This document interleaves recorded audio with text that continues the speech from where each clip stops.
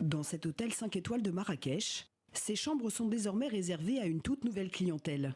Les touristes en provenance d'Israël et les Juifs du monde entier. Depuis la normalisation des relations entre le Maroc et Israël, nous avons mis à disposition des chambres au rez-de-chaussée pour leur permettre pendant le Shabbat de ne pas prendre les ascenseurs et aussi de mettre à leur disposition des valets pour pouvoir leur ouvrir toutes les portes équipées de cartes magnétiques.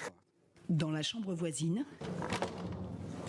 bonjour. Michel Cohen travaille avec le directeur pour réaliser tous ces aménagements avec une pièce maîtresse. C'est la salle qui abrite la synagogue tous les Shabbats. Une salle de réunion transformée chaque vendredi en salle de prière.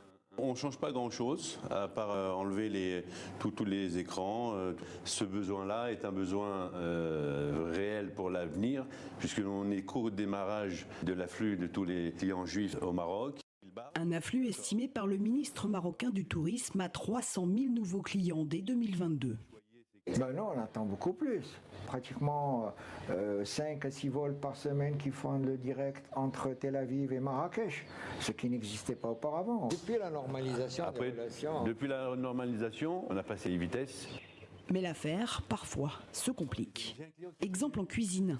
Il a fallu adapter la tradition marocaine aux impératifs religieux juifs. En réalité, la nouveauté, c'est la cache-food. C'est un restaurant cachère. On a commencé à apprendre en pratiquant, en vérité. Parce que pendant les négociations, ils nous ont caché beaucoup de choses. Certains produits, par exemple, ne doivent pas être mélangés. Pas de vaisselle en porcelaine. Et obligation d'être de confession juive pour allumer les feux en cuisine. Ça s'appelle en hébreu le bichoul Yehoudi. Ça veut dire que bichoul Israël, c'est cuit par un juif. L'hôtel s'adapte. Et désormais, Israéliens et Marocains collaborent dans de nombreux secteurs. Agriculture, industrie, recherche, renseignement militaire, depuis qu'ils ont officiellement normalisé leurs relations en décembre 2020. Il existe depuis des années une diplomatie discrète, portée par des centaines de milliers de personnes. Moshe fait partie de la communauté juive marocaine. Dans le restaurant de sa fille, la famille accueille des Israélites du monde entier depuis 6 ans.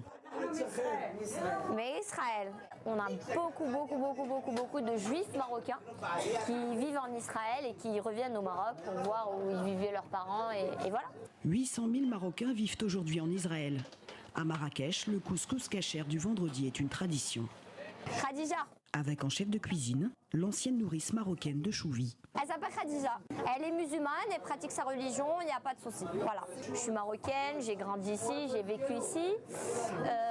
Voilà, j'essaie de transmettre l'image des juifs marocains. Elle parle darija, hébreu et sur les murs de son restaurant. Depuis longtemps, le roi du Maroc est religieusement entouré par 2 rabbins de la communauté.